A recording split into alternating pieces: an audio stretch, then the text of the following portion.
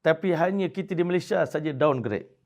Kan? Semua mazhab 4, Maliki, Syafi'i, Hanafi, Hambali, semua kata tarawih 20 rakaat. Kita pun dulu-dulu kecil-kecil sembahyang 20 rakaat. Sekarang ni, akhir zaman ni, kita nak kurangkan jadi 8. Kan?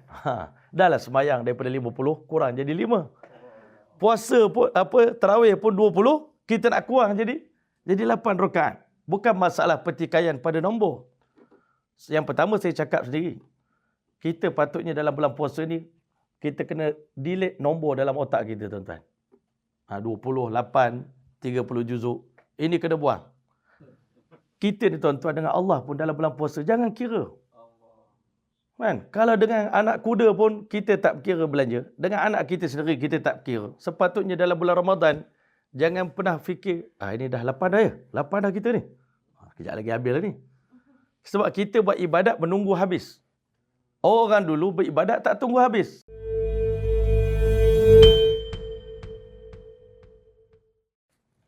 Alhamdulillah, pertama dan selamanya kita syukur banyak-banyak pada Allah Subhanahu Wa Taala. Kerana Allah yang mensyariatkan ibadah puasa ni kepada kita. Kita dah berpuasa mungkin sejak sekian lama, tapi tak ramai yang mengorek dan mengkaji, menggali apakah keistimewaan puasa. Yang mana Masya Allah, saya baru pagi tadi membaca kitab Al-Ittihaf Sadatil Muttaqin karangan Imam Zabidi, mensyarahkan kitab Ihya Ulumuddin karangan Imam Al-Ghazali rahimahullah ta'ala. Yang mana mereka ulama kita menceritakan Allah Ta'ala itu bersifat dengan Al-Kamalul Mutlaq, iaitu sifat kesempurnaan yang mutlak. Kesempurnaan yang tidak ada sebarang kekurangan dan kecacatan. Dan Allah tahu tak ada siapa pun makhluk dalam beribadat kepada Allah mampu mencapai tahap pengabdian yang sempurna, kerana Allah itu maha sempurna. Kita takkan mampu memuji Allah dengan tahap kesempurnaan. Namun Allah Ta'ala jadikan ibadahnya, ketaatannya para malaikat sebagai benchmark, sebagai penanda aras bahawasanya kalau hamba Allah sama ada manusia atau para malaikat mampu beribadah kepada Allah sebagaimana ibadahnya para malaikat, maka di sisi Allah Ta'ala hamba tadi merupakan hamba yang sempurna. Kamalul ubudiyah, kesempurnaan dalam pengabdian kepada Allah. Allah maha sempurna, kita tak akan mampu nak capai tahap kesempurnaan dalam beribadat, tapi Allah letak penanda aras. Di kalangan malaikat memang kita dah tahu malaikat itu sifatnya la ya'sunallaha ma amarahum wa yaf'aluna ma yu'marun. Mereka sentiasa tak pernah deraka pada Allah terhadap apa yang Allah perintahkan. Kerja mereka hanya taat kepada Allah. Tambahan environment, suasana di langit sana, di Mala'il A'la adalah environment taat. Suasana taat, tak ada suasana maksiat. Tak ada malas, tak ada tidur, tak ada makan. Kalau kita bayangkan kita sekarang berada di alam malakut, jadi kita tak pernah tengok malaikat makan, minum, lepak kedai mamak pun tak pernah kita tengok. Dan malaikat tidak ada, orang kata sebagaimana suasana kita di dunia ni, manusia yang penuh dengan kemalasan. Masya Allah. Di kalangan manusia pula, Allah jadikan benchmarknya baginda Muhammad SAW sebagai hamba yang sempurna. Kita nak jadi malaikat tak boleh. Tetapi Allah Ta'ala suka, walaupun hamba Allah Ta'ala tak mampu, kita tak boleh nak sama macam Tuhan kita. Sebab kita hamba. Tetapi di dalam bulan Ramadan, Allah SWT suka hambanya at-takhluq bi khalqin min akhlaqillah. Kita memilih satu daripada akhlak Allah. Allah ni banyak akhlak. Iaitu sifat-sifat yang mulia lah, yang ada pada diri Allah, yang kita sebutkan dalam Asma'ul Husna tu. Sifat Allah tu ada sifat kamaliyah, ada sifat jalaliyah, ada sifat jamaliyah. Keindahan Allah, kecantikan Allah ni. Dalam banyak-banyak sifat Allah yang Allah suka kita menyamai ataupun menyerupakan diri kita dengan sifat Allah, yang Allah izinkan adalah sifat Samadaniyah. Sifat Samadaniyah ini. Jadi di dalam puasa ni yang kita jalani sekarang ni adalah merupakan latihan untuk membentuk sifat Samadaniyah. Supaya di antara kita dengan Allah ada sedikit persamaan antara kekasih dengan kekasih. Dia buat contoh seorang anak murid. Dia bila dia tengok syakhsiah guru dia, keilmuan guru dia, dia akan teringin nak Tiru macam guru dia walaupun dia tak boleh jadi macam guru dia. Hamba Allah Ta'ala ni, bila diperhati, dia renung kesempurnaan Tuhan ni, maka dia teringin nak memilih salah satu daripada sifat yang mulia yang ada pada diri Allah yang kita boleh contohi, iaitu sifat samadaniyah, iaitu sebagaimana Allah tidak makan dan minum, kita di bulan Ramadan pura-pura belajar-belajar, tinggalkan makan dan minum supaya antara kita dengan kekasih kita Allah, Masya Allah, akan ada sedikit persamaan.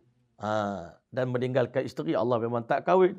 Allah memang tak beranak dan tak diperanakkan. Itu yang pertama, sir rahsia dalam puasa. Jadi Allah nak kita ni ada sedikit persamaan antara kita dengan dia. Walaupun ibadah lain, Allah Ta'ala kata ibadat kullu amali ibna Adam lahu. Semua ibadat yang anak Adam buat, semua untuk kamu. Allah kata semayang untuk kamu, majlis ilmu untuk kamu, umrah haji untuk kamu, sedekah pahalanya untuk kamu. Aku nak dalam banyak-banyak ibadat yang kamu lakukan, aku cuma nak satu je, iaitu puasa. Jadi ulama-ulama ni mengkaji apa rahsia puasa, sehingga Allah begitu mencintai puasa. Allah Ta'ala begitu menyayangi puasa, dan kita wajib mencintai puasa kerana Allah sayang puasa, Nabi Muhammad sayang puasa. Maka ulama bagi tahu, Masya Allah, Allah Ta'ala punya sayang kepada kita. Allah bagi hadiah puasa ni. Yang pertama, supaya berkat puasa, kita ada persamaan dengan Tuhan yang kita cintai, yang kita kasih, Masya Allah. Kerana selama ini yang menghalang kita nak taat, nak dekat, nak kenal pada Allah itu syaitan. Dan sudah tentu syaitan menggunakan senjata syahwat, nafsu untuk menggagalkan kita ni untuk naik ke makam yang tertinggi dalam pengabdian kita pada Allah. Yang kedua, dalam puasa ini kata ulama, kita wal iqtida bil malaikah. Kita dalam puasa belajar mencontohi sifat-sifatnya para malaikat. Mudah-mudahan insya-Allah taala bila kita mencontohi sifat para malaikat, maka dia kata setiap benda ada kamil, ada naqis. Ada sempurna, ada yang cacat. Dan semua fitrah manusia suka pada kamil, yang paling sempurna. Kita tak suka sifat manusia tak suka pada benda cacat. Sedangkan Allah Ta'ala, Innallaha Ta'ala tayyibun. Allah Ta'ala itu maha baik. Dan Allah Ta'ala tidak menerima daripada hamba-Nya melainkan yang terbaik. Jadi Allah suka di kalangan hamba yang berusaha untuk jadi yang paling sempurna. Maka Allah jadikan puasalah sebagai tangga untuk kita naik ke tahap kesempurnaan dalam pengabdian kita kepada Allah Subhanahu Wa Taala. Lagi tinggi darjat kita bila kita berusaha melalui ibadah puasa ini. Sebab itulah, Masya Allah, hadirin hadirat yang rahmati oleh Allah sekalian, Allah kata puasa ni untukku. Kenapa? Masya Allah. Ibadat lain untuk kamu. Bahkan ibadat lain, Allah kata pahala yang Allah berikan, kata Nabi SAW, bermula daripada 10 hingga 700. Pahalanya, maksimum 700. Tapi puasa ni, satu ibadah yang mana pahalanya Allah tak cerita berapa pahala, ikut Allah nanti di hari kiamat nak bagi berapa kepada setiap orang. Setiap orang yang berpuasa di kalangan kita ni, walaupun sama-sama lapar, daripada pukul 6 suku pagi kita berlapar dan kita akan berbuka puasa 7.27, setengah lebih kurang. Walaupun puasanya tempoh berlaparnya sama, tetapi ganjarannya tak sama. Allah sendiri akan bagi pahala kepada kita berbeza-beza ganjarannya. Dan pahala puasa ni bighairi hisab, tak boleh dibilang oleh para malaikat. Ini dahsyatnya puasa ni. Kenapa? Ulama kata puasa ni adalah ibadat sirriyah, ibadat rahsia. Allah suka benda rahsia. Siapa yang berzikir, zikir ada zikir yang kuat, zikir jahri. La ilaha illallah, la ilaha illallah, la ilaha illallah. Semua orang dengar kita zikir. Kan? Tapi Allah lebih suka zikir sirri, zikir rahsia. Sebab itu kita dengan dia saja, Masya Allah. Allah suka orang bagi sedekah. Sedekah terang-terangan pun Allah suka. Tapi Allah lebih suka orang yang bagi sedekah, tangan kanan bersedekah, tangan kiri tak tahu. Tetapi puasa, dia tidak ada sirri dan tidak ada jahri. Dia tidak ada jahri. Puasa ni tidak ada terang-terangan. Satu-satunya ibadah yang kita tak boleh nak tunjuk ke orang adalah puasa. Kan? Sebab itu ulama kata kenapa Allah sangat mencintai puasa. Semua ibadat yang kita buat boleh dipengaruhi oleh unsur riak. Boleh dimasuki oleh riak. Semua yang kita buat, tak kira lah apa pun. Kan? Semayang pun boleh riak. Kan? Kalau kita qiyamul lail pun boleh riak. Kita mengaji boleh riak. Tapi puasa, satu-satunya ibadah dalam dunia ni yang Allah Ta'ala memang pelihara orang yang berpuasa ni daripada riak. Sebab memang kita tak boleh nak tunjuk kat orang lapar itu macam mana. Kan? Hari ni walaupun kita lapar, kita boleh senyum lagi. Maknanya, Masya Allah, lapar tu tak boleh nak tunjuk kat orang apa benda lapar tu.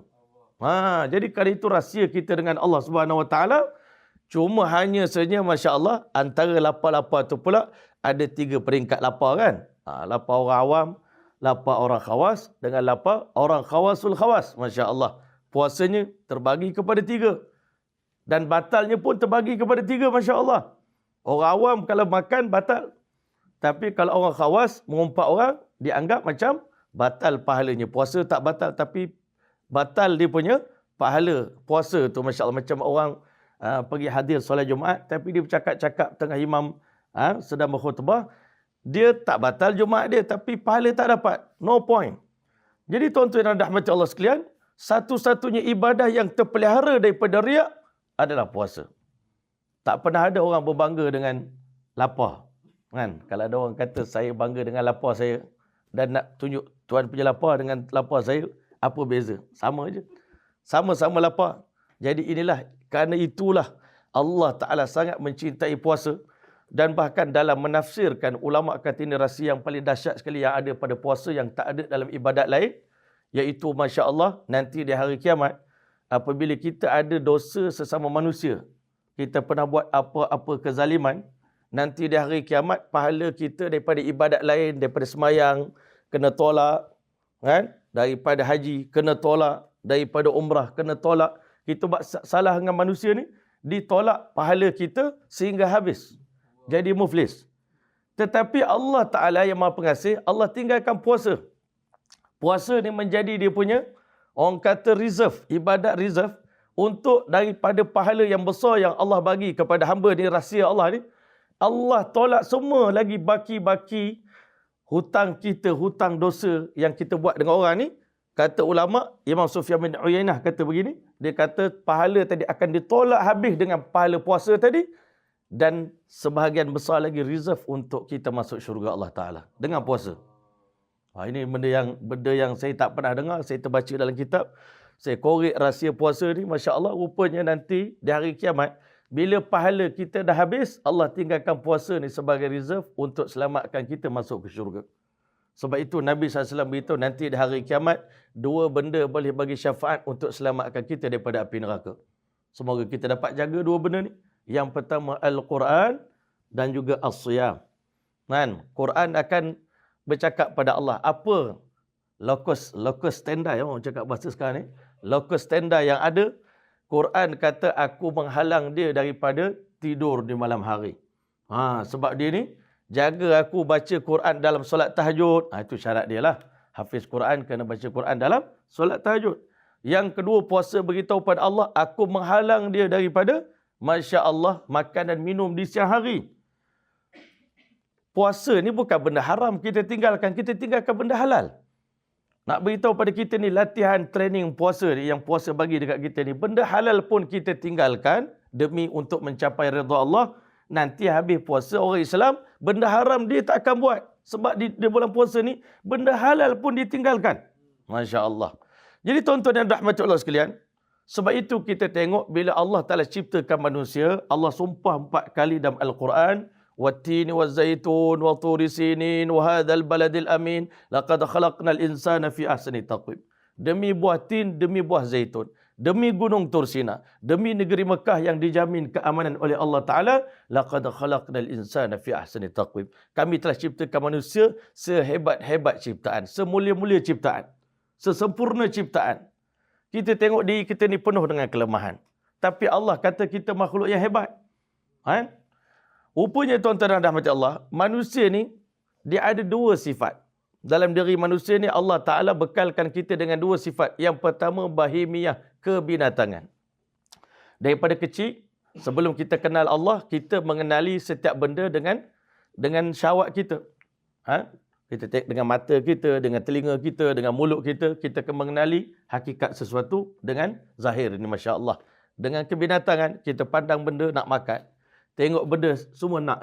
Benda yang kita nampak, benda yang kita dengar, kita nak. Tetapi tuan-tuan rahmati Allah, Nabi datang untuk train kita untuk membentuk satu lagi sifat yang sempurna dalam diri manusia, yang kerana sifat tadilah manusia jadi ahsani taqwim, yang makhluk yang terbaik, iaitu sifat malaikah, sifat kemalaikatan. Dalam diri manusia ni ada sifat kemalaikatan, tapi malaikat ni selalu datang akhir. Lepas umur 40 tahun baru sifat-sifat malaikat nak keluar pada diri kita, dah mula nak berubah, nak berhijrah, kan? Dah masuk umur dewasa sikit baru ingat mati, kan? Dah tua-tua sikit baru kita dah timbul kesedaran. Itu fitrah manusia. Tetapi Allah Ta'ala masa ciptakan manusia, Allah sumpah 4 kali. Tapi bila manusia yang sama yang tadinya sentiasa bergelumang dengan dosa dan maksiat, dia buat keputusan untuk baiki diri dia, dan salah satu daripada amalan yang paling kuat untuk mengislahkan diri, mentazkiyahkan diri kita, membersihkan hati kita adalah puasa. Berkat puasa inilah, kata Imam Ibn Katsir, ada 2 tazkiyah dalam puasa. Puasa ni mampu membersihkan diri kita ni, Masya Allah, dalam 2 benda. Yang pertama, tazkiyatul lil abadan. Puasa ni mentazkiyahkan, mensucikan badan kita. Badan kita ni banyak penyakit. Berkat puasa, Masya Allah, Allah Ta'ala akan sihatkan tubuh badan kita ni. Segala penyakit kronik akan hilang berkat kita berlapar. Manusia fikir bila kenyang sentiasa ni bagus. Tapi Allah yang ciptakan manusia, Allah tahu 11 bulan anggota kita makan, bekerja, tapi tolong rehatkan dia perut kita 1 bulan untuk sihatkan tubuh badan. Puasa ni dihilangkan segala penyakit. Masya Allah. Saya teringat ayah saya lah, tuan-tuan. Ayah saya ni istiqamah. Ayah tuan-tuan pun sama, orang tua-tua kita di kampung. Di istiqamah puasa 3 bulan. Baru ni tiba-tiba doktor sahkan dia kena penyakit kanser prostat. Dan tidak ada tahap lagi. Dah tak boleh kemo, tak boleh apa lagi. Tiba-tiba baru ni dia puasa lagi. 3 bulan lagi. Bila orang dah biasa puasa ni, dia tak akan berhenti lah. Kan? Puasa lagi. Tiba-tiba baru ni cek. Alhamdulillah, doktor kata, ubat apa pakcik makan? Kan? Pakcik makan ubat apa? Sebab kami cek, pakcik punya kanser dah zero, buasir pun hilang. Rupanya Masya Allah, puasa ni, Allah memang bagi satu ubat, satu penawar untuk segala penyakit dalam tubuh badan manusia. Dan yang kedua, puasa ni membersihkan laluan syaitan dalam tubuh badan kita. Masa Nabi Adam diciptakan dalam bentuk replika, Masya Allah, syaitan dia pergi meninjau-ninjau. Dia usah lah, bahasa orang Kuala Lumpur cakap usah. Dia usah replika Nabi Adam ni. Dia pusing-pusing, tiba-tiba dia tampak ada hidung, dia kelebek hidung, dia buka mulut. Oh, rupanya dalam mulut ni ada lubang, dia pun masuk. Masuk. Dia kata kalau begini, senang. Kan? Lepas ni kalau ditakdirkan Adam dicampakkan ke dunia, dan aku jadi musuh dia, insya-Allah aku akan halang semua anak Adam ni untuk beribadat pada Allah, sebab syaitan boleh berjalan dalam darah kita. Kita nak semayang, dia yang jadikan kita malas nak bangun subuh. Kan? Dia yang malaskan kita nak baca Quran. Masya Allah. Syaitan ada perancangan dan Allah pun ada perancangan. Perancangan Allah macam mana nak sekat perjalanan syaitan. 11 bulan dia mengalir dalam badan kita ni, dah tentu daki-daki syaitan tu melekat juga dalam pembuluh darah kita ni. Itu yang jadi bulan Ramadan pun kita malas lagi, tuan-tuan. Bulan Ramadan pun masih nak tarawih pun berat lagi. Nak khatam Quran ni, Masya Allah. Semalam saya ajak anak-anak murid bertadarus sejus, Masya Allah. Nak mengambilkan sejuh tu, tengok dia orang tu, Masya Allah kan. Budak-budak. Jadi tuan-tuan mulia, berat ibadat ni bila mana dalam darah kita ni ada daki-daki syaitan. Lalu Allah Ta'ala jadikan puasa ni. Punya hebat puasa, tak pernah ada ibadat dalam dunia. Kita nak semayang. Nabi cakap bila azan berkumandang, syaitan lari. Bila kita nak semayang, syaitan datang. Duduk menyamar macam anak kambing duduk celah kita. Maknanya syaitan tak takut dengan semayang. Tapi syaitan takut dengan puasa. Sebab apa? Kerana puasa kami kena rantai, kena lempak dalam laut. Masya Allah, sebulan kami tak terseksa. Tak boleh berdakwah. Kan? Tak boleh nak mengajak anak-anak Adam ni sesat daripada jalan Allah Ta'ala. Sebagai seorang pendakwah ni, apa benda yang paling berat sekali? Bila orang tak bagi bercakap. Betul tak? Kan? Ustaz selalu bercakap hari-hari. Demam dia dapat mic tu, hilang demam dia. Tapi tuan-tuan mulia, tapi bila tak bagi bercakap, jam. Seorang pendakwah jam kalau orang tak bagi bercakap, kan? Syaitan ni kerja dia sesatkan manusia. Beza pendakwah kita yang betul ni, kita mengeluarkan orang yang gelap daripada tempat gelap ke tempat yang terang. Syaitan dia ambil orang tempat terang. Dia pergi ke masjid, dia pergi ke madrasah tahfiz. Kan? Saya cakap anak murid saya, kalau korang lari daripada tahfiz, itu biasa. Sebab apa? Kerja syaitan, dia memang attack korang. Dia tak attack ada orang dalam disko. Dia akan attack orang dalam madrasah, keluarkan daripada tempat yang terang kepada tempat yang gelap. Masya Allah. Itu memang kerja dia. Dan itu memang kepakaran dia. Jadi sebulan dia tak boleh berdakwah ni. Oh, jam syaitan. Apakah hebatnya ibadah puasa ni? Kan? Yang kerana puasa, Allah rantaikan syaitan. Pintu syurga yang tak pernah terbuka sepanjang tahun, dibuka di sepanjang bulan Ramadan. 8 pintu syurga, termasuk pintu Ar-Rayyan, pintu untuk orang berpuasa. Dan tak pernah sepanjang sejarah Nabi Muhammad naik Isra' Mi'raj pun kena diminta buka pintu langit. Daripada Jibril AS minta izin buka pintu langit untuk umat Muhammad. Jadi sepanjang bulan Ramadan, pintu tersebut terbuka supaya setiap saat kita beribadat.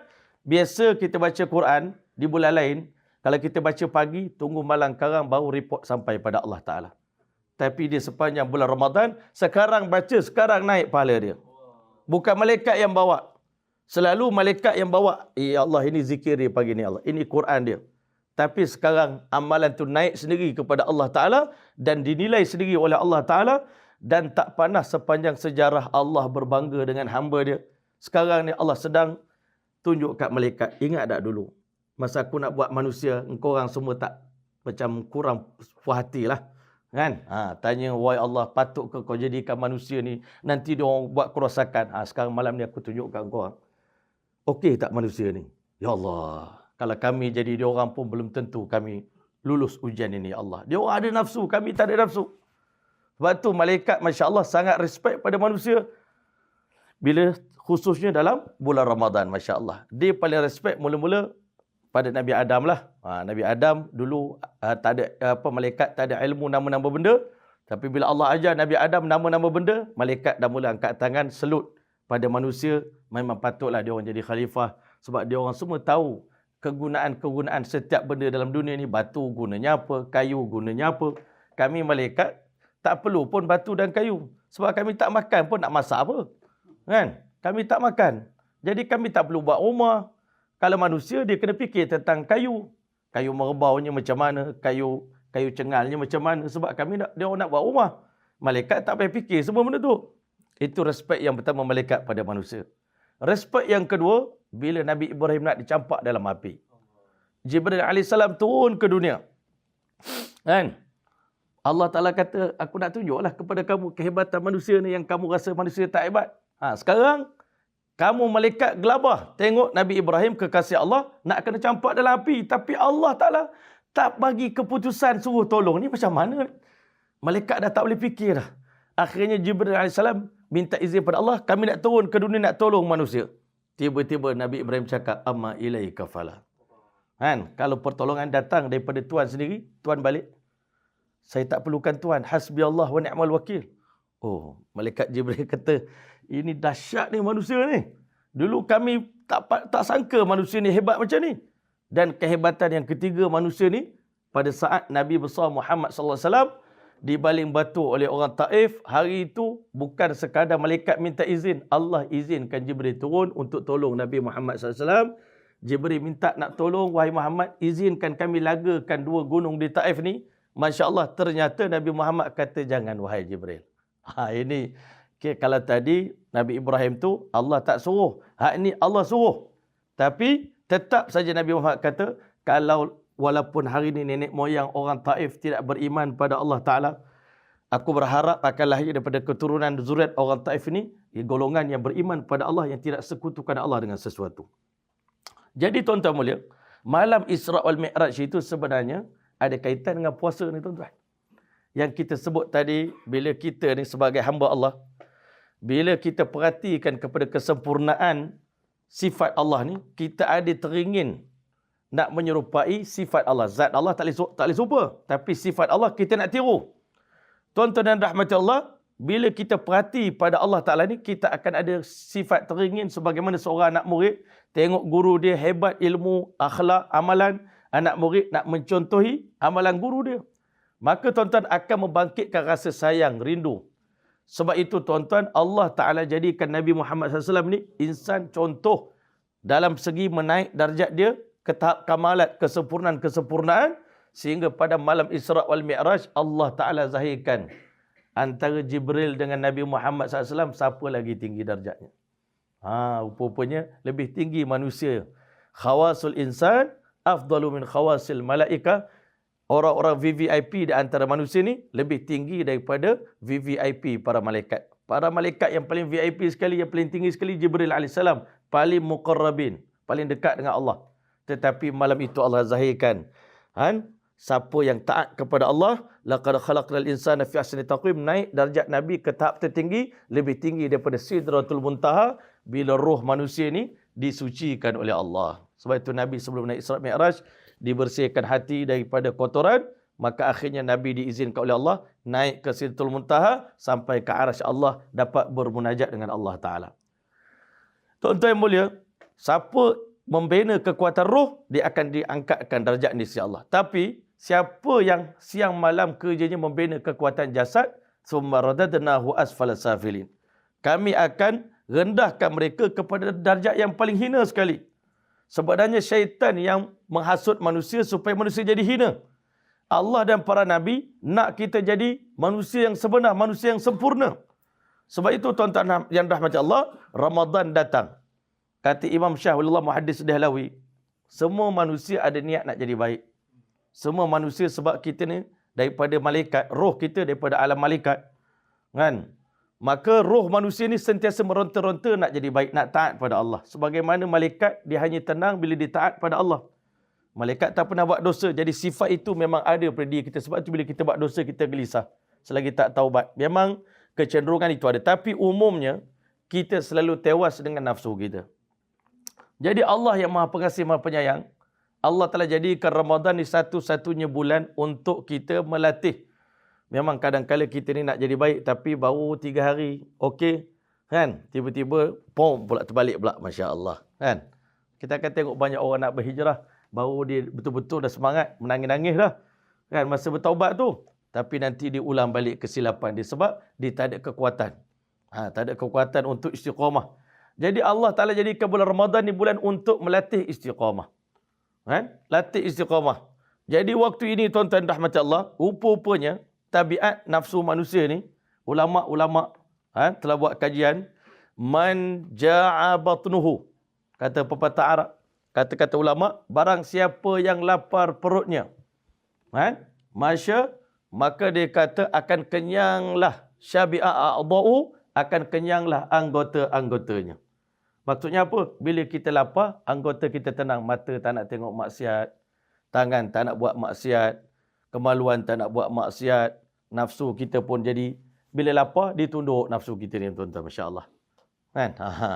Syaitan dah memang tak ada, nafsu akan tunduk bila kita lapar. Tetapi, barang siapa, man syabi'a batnuhu, barang siapa kenyang perutnya, ja'a a'dha'u, maka anggotanya jadi lapar. Bila perut kenyang, mata kita liar. Sana nak tengok, sini nak tengok. Tangan sana nak pegang, sini nak pegang. Bila kita kenyang, nafsu kita ni meronta-ronta macam kuda yang liar, Masya Allah. Tapi, kalau kita ni lapar, nafsu kita tunduk, waktu itu barulah kita akan dapat mentaati perintah Allah. Jadi sebab itu sebenarnya, kita puasa ni tuan-tuan bukan semata-mata rutin. Bukan semata rutin. Kita puasa ni bukan semata kerana orang Islam bulan Ramadan kena puasa, tidak. Kalau kita faham nilai tadi yang saya sebut tadi, Allah Ta'ala bagi puasa supaya manusia ni meninggalkan sifat kebidatangan, datang kepada sifat kemalaikatan, berkat lapar, kerana kita menyamai para malaikat. Malaikat tak makan, kita tak makan. Allah tak makan, kita tak makan. Allah Ta'ala tidak tidur, kita pun kurang tidur di bulan Ramadan. Maka akhirnya, kita akan dapat jadi seperti para malaikat. Habis sebulan bulan puasa ni dapatlah takwa. Bila kita berpuasa dengan kefahaman tadi. Kalau kita berpuasa sekadar meninggalkan makan dan minum, tetapi kita tak jaga, Maka ulama kata Muhammad Zakaria Kandahlawi rahmatullah alaih, dia kata sebenarnya kita bukan puasa, kita cuma tukar jadual makan saja. Kan? Kita ubah sarapan pagi jadi waktu berbuka, more tu jadi makan tengah hari, sahur tu jadi makan malam. Itu bukan puasa sebenarnya. Orang yang berpuasa ni disanggup berkorban. Dalam puasa ni sebenarnya kalau kita buat betul-betul, memang orang yang akan dapat beribadat pada Allah malam Lailatul Qadar itu, kerana bila kita betul-betul tahan nafsu ni, Allah Ta'ala campakkan rindu nak jadi seperti malaikat. Jadi pada malam Lailatul Qadar nanti, kita akan nampak tanazzalul malaikatur ruh. Orang yang berkat puasa ni Allah Ta'ala bagi hati kita bercahaya, tuan-tuan. Rohani kita ni terang. Sehingga di waktu itu, kita akan nampak pemandangan yang orang lain tak nampak. Pada malam Lailatul Qadar, orang yang betul-betul suci hatinya akan nampak malaikat turun daripada langit, Masya Allah, dan bertebaran ke seluruh dunia. Malaikat berjabat tangan dengan orang yang bangun beribadat pada Allah malam Lailatul Qadar. Itulah kemuncak daripada respeknya para malaikat. Sebelum ini kami sangka manusia tak hebat, tetapi rupanya betul lah. Allah bersumpah 8 kali dalam Al-Quran, dalam surah Asy-Syamsi, wasyamsi wadhuhaha wal qamari idza talaha wan nahari idza jallaha wal laili idza yaghshaha was samai wama banaha wal ardi wama tahaha wa nafsin wama sawaha fa alhamha fujuraha wa taqwaha qad aflaha man zakkaha. Sesungguhnya telah berjayalah orang yang mensucikan roh dia, orang yang mensucikan nafsu dia. Nafsu kita memang diselubungi dengan syahwat, keinginan nak buat maksiat. Tapi kita dengan puasa ni kita berjaya mengikis, polish nafsu kita ni, kita gilap nafsu kita sampai jadi nafsu mutmainnah yang tenang sewaktu beribadat. Mula-mula tak tenang. Mula-mula baca Quran baru semuka dah pandang kiri kanan. Kan? Tak tenang. Tahajud baru 2 rakaat. Aku seorang sembahyang tahajud ni. Kan? Tak tenang. Tapi kita lawan, kita latih, kita tadrib, kita train. Berkat kita train nafsu kita, tuan-tuan, Allah Ta'ala jadikan nafsu kita ni dah tenang beribadat pada Allah. Bila buat maksiat pula tak tenang. Kan? Bila buat taat ni, baca Quran, asyik baca Quran, dah dapat sifat malaikat dah. Dah tenang berzikir pada Allah. Hari yang tak berzikir tu rasa menyesal. Hari yang berzikir tu rasa tenang beribadat pada Allah Subhanahu Wa Ta'ala. Hari ni dapat berdakwah, dapat ajak orang masuk Islam. Alhamdulillah, seronok, tuan-tuan, insya-Allah. Kami baru berdakwah pergi mengislamkan, baru ni dapat 7 orang asli kita.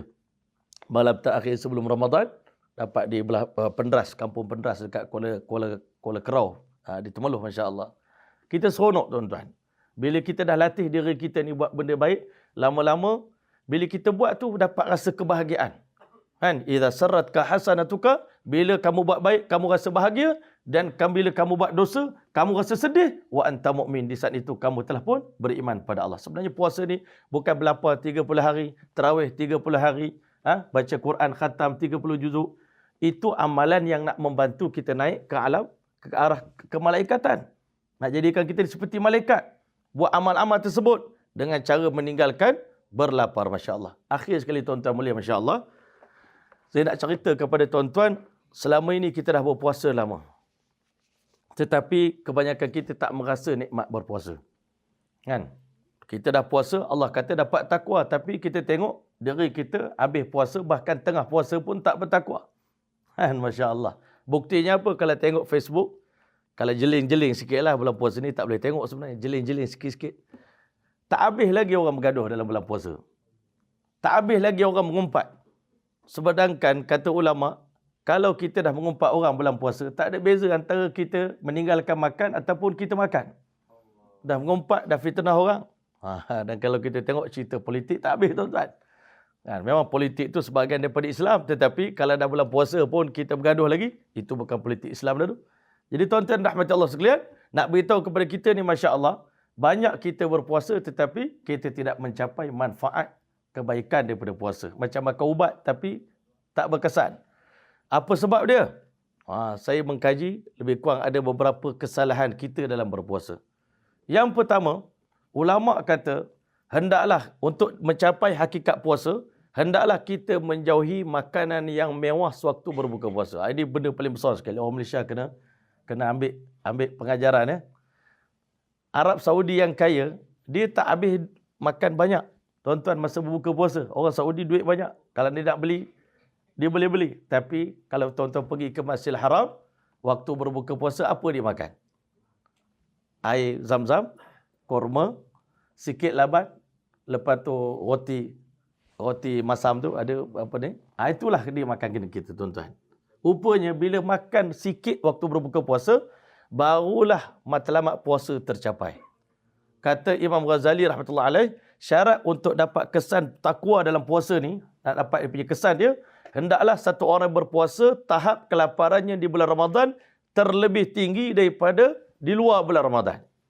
Seandainya satu orang tadi dia berpuasa tetapi dia lebih kenyang perut dia daripada bulan Ramadan, berarti dia tidak berpuasa hakikatnya.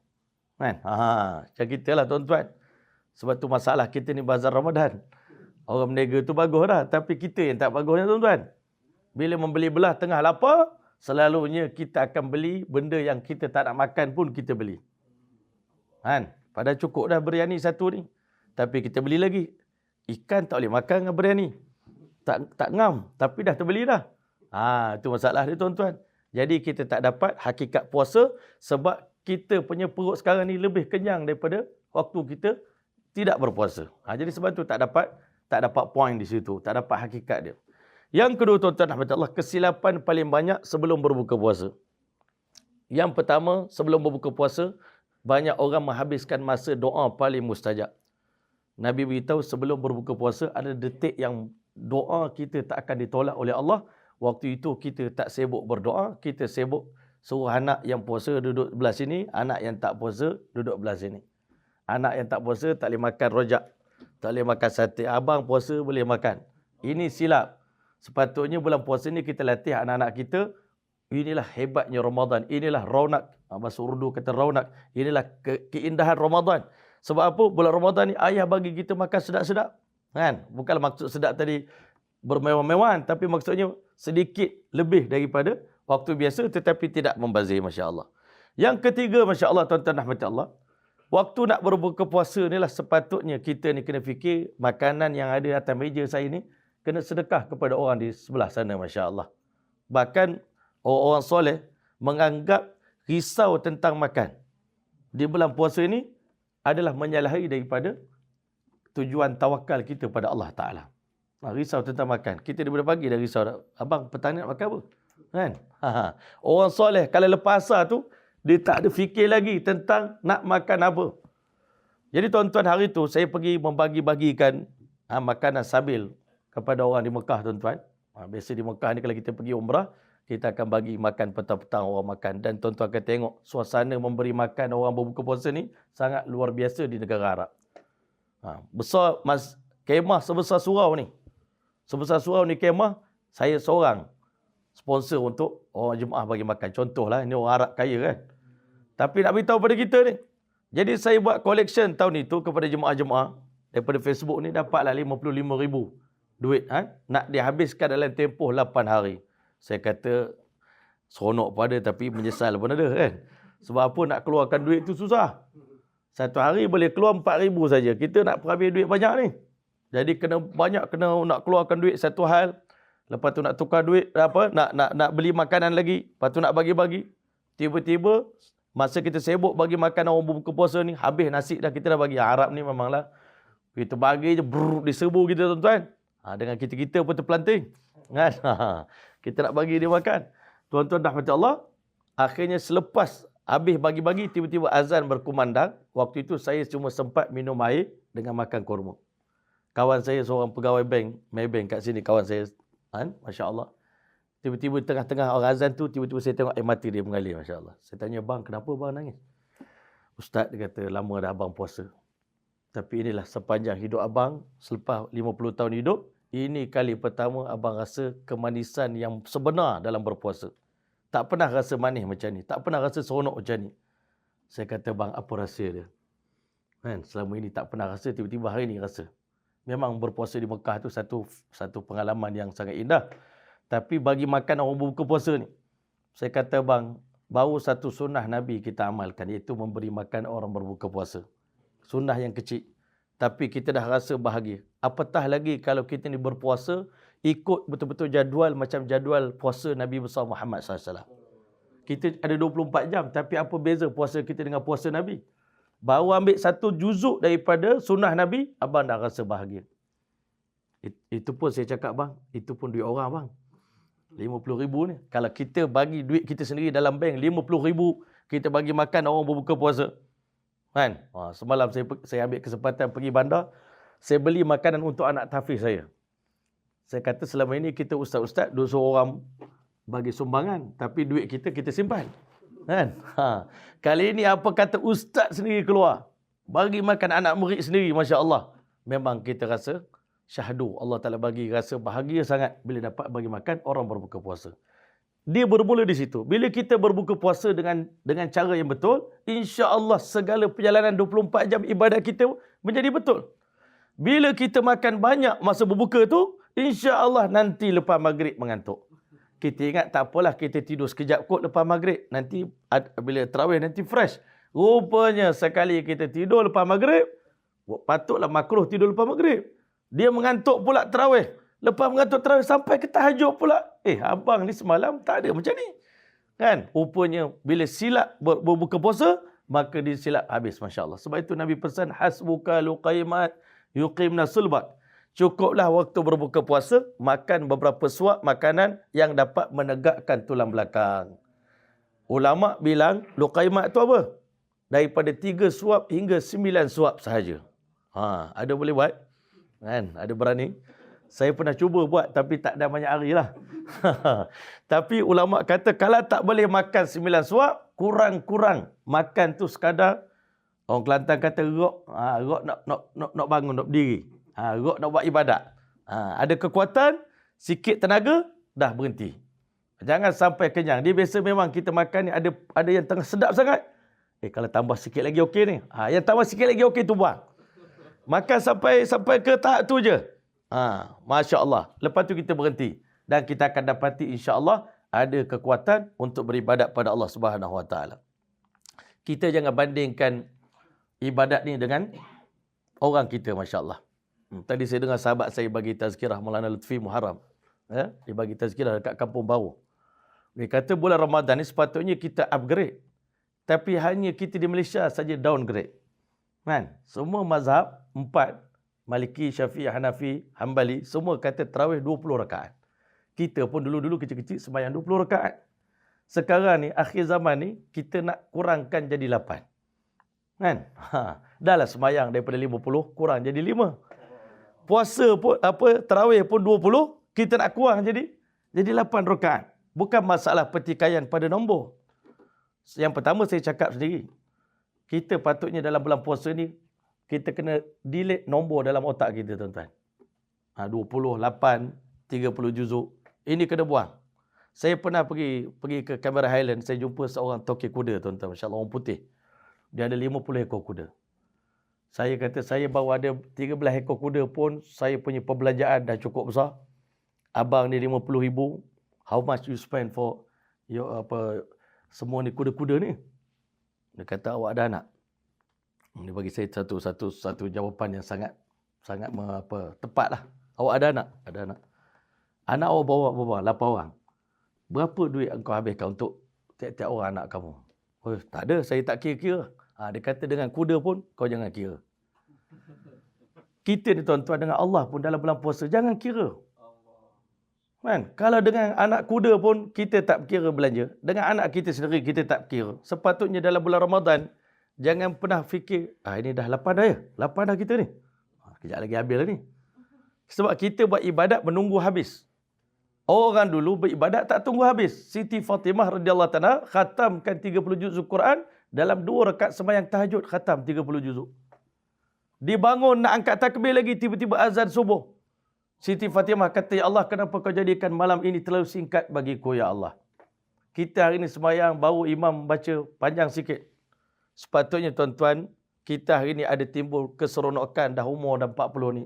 Saya bukan nak cari yang sikit, saya tak nak lagi cari yang surah lazim. Kalau boleh tarawih saya ni, kita nak cari, sambil boleh tarawih, saya boleh khatam mendengar Quran 30 juzuk. Ini di mana-mana tempat umum tuan-tuan. Pergilah ke Pakistan, India, tak ada masjid yang sembahyang tak bawa 30 juzuk tarawih tuan-tuan. Tempat kita ni, dulu dah 30 juz dah, cantik dah. Sekarang ni suruh imam, cari imam yang boleh baca pendek-pendek tapi sedap suara dia. Mana kita ibadat pun dengan nafsu lagi tuan-tuan. Masih kita nak jaga nafsu kita lagi, maknanya nak kontrol.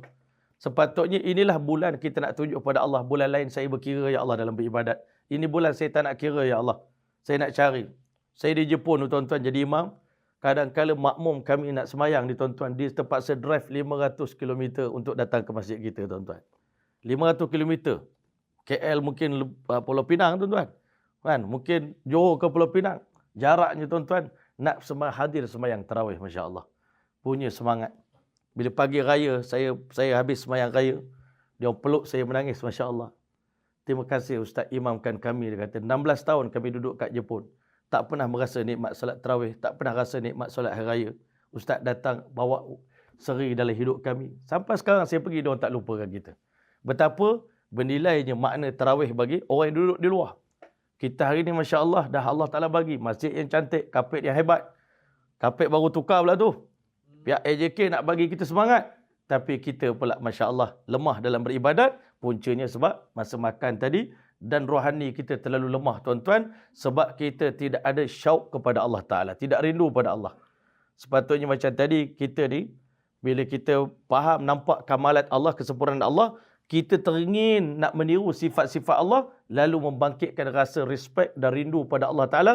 Dengan kerinduan tadi kita beribadat pada Allah. Saya pernah berterawih di Ghana tuan-tuan, Afrika. Saya ada tahfiz di Ghana tuan-tuan, Masya Allah. Saya tengok orang di sana makan tak macam kita. Saya malu. Buka puasa dia orang cuma makan buah tembikan. Kan? Buah nenas. Nenas dia sangat manis. Tapi dengan korma. Kemudian air kosong, semayang. Tetapi dia punya qiyamul lail dia, rupanya tiap-tiap malam dia buat qiyamul lail. Setiap malam, terutama malam akhir, kita baru nak start nak tidur. Pukul 1 pagi kita start nak tidur. Kenapa? Nanti kami nak bangun pukul 3 pagi nak qiyamul lail. Dia kata, minta maaf tuan, kami orang di sini, amalan kami, budaya kami sejak nenek moyang dulu, 10 hari terakhir malam bulan Ramadan kami memang tak tidur sampai pagi. Insya-Allah taala sembahyang, dia orang imam bawa satu kali sembahyang 10 juzuk tuan-tuan. Satu rakaat 1 juzuk. Dan saya tak nampak pelan dia duduk atas kursi tuan-tuan. Saya tekan kalau kat Malaysia, imam bawa 10 juz, tak apa imam bawa, kami semua kat belakang imam nak duduk atas kursi lah. Kan? Lutut tak kuat, Masya Allah. Rupanya orang kat sana makan tak banyak, tapi ibadatnya luar biasa. Dan di siang hari, kalau kita pergi dekat Ghana, tuan-tuan, walaupun negara Kristian, di kedai-kedai orang Islam ni, kita pergi kedai runcit, pukul 9 pagi, semua tengah baca Quran. Di stesen bas, semua orang Islam tengah pegang Quran. Dalam bas, mengaji Quran. Masya Allah. Kan? Bahkan kalau tuan-tuan pergi Mesir, Pakistan, dia orang ni suka dengan muzik tuan-tuan. Kan? Lagu Hindustan, saya belajar Pakistan dulu. Kalau naik bas kami tu W Giara tu, W11, memang dipasang sekuat-kuatnya lagu ni. Pecah telinga kita. Tapi bila bulan puasa, dia berhenti dipasang mengaji tuan-tuan. Dihormat dengan bulan puasa. Kita ni pula terbalik. Satu-satunya negara di dunia yang ada banyak lagu raya tuan-tuan, Malaysia lah. Kan? Kita pun tak tahu kita bergembira kerana puasa ke gembira kerana raya. Orang soleh, dia anggap puasa itulah hari raya dia. Hari-hari kita sedang menikmati hari raya kita lah ni. Nanti Aidilfitri itu bukan hari raya sebenarnya. Walaupun gembira, tetapi bersedih juga di atas pemergian bulan Ramadan. Jadi kali itu tuan-tuan, Masya Allah, kita sedang berada dalam detik-detik yang terindah. Dan tuan-tuan dah Masya Allah, kita kena catatkan rekod kita sendiri. Ini Ramadan dah hari kedua ni tuan-tuan, berapa juzuk dah kita dapat baca Quran tuan-tuan. Kan? Sebab bila borak-borak dengan kawan saya semalam, Ustaz, tak sedar petang dah kita ni. Keluar pergi bandar sekejap, balik dah maghrib. Begitu pantas je. Kalau kita tak kejar masa ni, Imam Syafi'i kata, al-waqtu kas-saif. Waktu ni macam pedang. Kalau kita tak potong dia, dia potong kita. Kalau kita lambat dengan Quran ni, kan? Kita masih bertangguh-tangguh, baru hari pertama. Kita pun tak mengaji lagi. Masuk hari kedua, baru 2 hari. Nanti tak sedar dah 15 hari. Sedar-sedar dah 20 hari. Sedar-sedar Ramadan dah berlalu, kita tak sempat mengkhatamkan walau 1 juzuk Al-Quran. Sedangkan Imam Syafi'i, kita mengaku kita pengikut Imam Syafi'i kan? Kita mazhab Syafi'i, ni Ahlussunnah wal Jamaah ni insya-Allah. Kan? Saya pengikut Syafi'i, awak jangan kata saya bukan-bukan. Kan? Marah. Tapi amalan Imam Syafi'i kita tak tiru. Amalan Imam Syafi'i khatam Quran 30 juzuk Al-Quran di malam hari dan khatam Quran 30 juzuk Al-Quran di siang hari, mana 60 juzuk setiap hari Imam Syafi'i khatamkan. Imam Ibnu Khatib dalam sejarah, ini paling dahsyat sekali sejarah ulama, khatam Quran 8 juzuk satu hari. 8, bukan 8 juzuk, 8 kali khatam satu hari. Tuan-tuan boleh kalau kita fikir macam mana dia orang ni, masa dia orang. Kita hari ni baru mengaji sejuh dah petang. Kan? Dia orang baca Quran boleh khatam 8 kali. Ulama kata bila kita jaga perintah Allah ni, bila kita selalu beribadat pada Allah, jaga masa, Allah Ta'ala akan bagi keberkatan pada masa kita. Kan? Bukan masalah kita hidup 100 tahun, 200 tahun. Tetapi siapa yang jaga ibadat pada Allah, masa kita hidup. Imam Nawawi rahimahullah ta'ala meninggal usia 35 tahun. Muda. Tapi keberkatan masa yang Allah bagi, keberkatan, ulama kata, mana perpustakaan yang kita pergi mesti ada kitab Imam Nawawi ada kat situ. Hadis 40, Riyadhus Salihin, kitab Majmu'. Semua adalah karangan Imam Nawawi. Berkat daripada dia menjaga perintah Allah, Allah bagi keberkatan dalam umur dia, keberkatan dalam masa dia. Dan tentu tuan-tuan, ulama' ni tuan-tuan, dah masa ni bulan puasa, bulan Quran, kita baca Quran lah. Imam Malik rahmatullah alaih, walaupun sibuk mengajar hadis waktu biasa, tapi bila masuk bulan Ramadan, dia berhenti semua mengajar kitab. Yang saya buat hanyalah mengaji Quran saja di bulan Ramadan. Jadi kali itu insya-Allah tuan-tuan, kita ambil kesempatan, panjang cerita ni. Tapi Masya Allah, mudah-mudahan apa yang kita kongsikan bersama pada hari ini, Masya Allah menyuntik sedikit semangat. Kan? Kita hari ini kalau sayang pada anak, kalau boleh anak kita jangan susah, jangan lapar sikit pun. Tapi Allah sayang pada hamba. Allah Ta'ala suruh kita kenyang pada banyak masa, tetapi Allah suruh kita lapar, kerana dalam lapar itu ada kemanfaatan, ada kebaikan yang besar untuk kita semua. Dah tentu kebaikan paling besar adalah kebaikan kemanfaatan rohani kita. Allah nak roh kita kuat, Allah nak spirit kita menjadi kuat, iman kita jadi kuat dengan berkat puasa. Tetapi puasa yang kena caranya. Kalau puasa tak kena cara, dia bukan makin kuat iman, tetapi makin keras hati. Sebab kalau perut terlalu kenyang, maka hati akan menjadi keras. Tetapi kalau perut kita selalu lapar, hati kita akan menjadi lembut, mudah menangis, mudah tersentuh bila hati kita lapar. Dan insya-Allah bila hati kita bersih, Allah Ta'ala akan kejutkan kita untuk bangun beribadat pada Allah pada malam Lailatul Qadar. Dan terakhir sekali tuan-tuan rahmati Allah, ulama beritahu Allah hanya hadiahkan Lailatul Qadar kepada orang yang berusaha mencari Lailatul Qadar sejak hari pertama Ramadan lagi. Sebenarnya kalau kita maintain tahajud tiap-tiap malam daripada awal pertama Ramadan, munajat pada Allah, kita jaga, kan? Kita habiskan masa dengan berzikir, dengan tahajud, dengan baca Quran, dengan doa di sepanjang ini daripada malam pertama kita jaga, insya-Allah Allah Ta'ala akan gerakkan kita, kejutkan kita, mata kita jadi tenang, jadi terang, tak mengantuk pada malam Lailatul Qadar. Allah Ta'ala akan hadiahkan malam 1000 bulan yang lebih baik daripada 1000 bulan kepada kita insya-Allah. Jadi sekian daripada saya. Aku qauli hadza wa astaghfirullahal azim li wa lakum wa lisairil muslimin wal muslimat fastaghfiru innahu ghafurur rahim. Wassalamualaikum warahmatullahi taala wabarakatuh. A'udzubillahi minasyaitonir rajim. Bismillahirrahmanirrahim. Allahumma ij'al jam'ana hadza jam'an marhuma wa tafarruqana min ba'di tafarruqan ma'suma wa la taj'al fina wa la ma'ana shaqiyyan wa la mahruma bimannika wa fadlika wa karamika bi rahmatika ya arhamar rahimin. Allahumma barik lana fi syahr Ramadan wa ballighna lailatal qadri. اللهم بارك لنا في شهر رمضان وبلغنا ليلة القدر. اللهم بارك لنا في شهر رمضان وبلغنا ليلة القدر. اللهم اجعلنا ممن ختمت لهم شهر رمضان بغفرانك. اللهم اعتق رقابنا ورقاب آبائنا وأمهاتنا وأجدادنا من النار. ربنا آتنا في الدنيا حسنة وفي الآخرة حسنة وقنا عذاب النار. وصلى الله تعالى على خير خلق محمد وعلى آله وصحبه وبارك وسلم والحمد لله رب العالمين. تقبل الله منكم.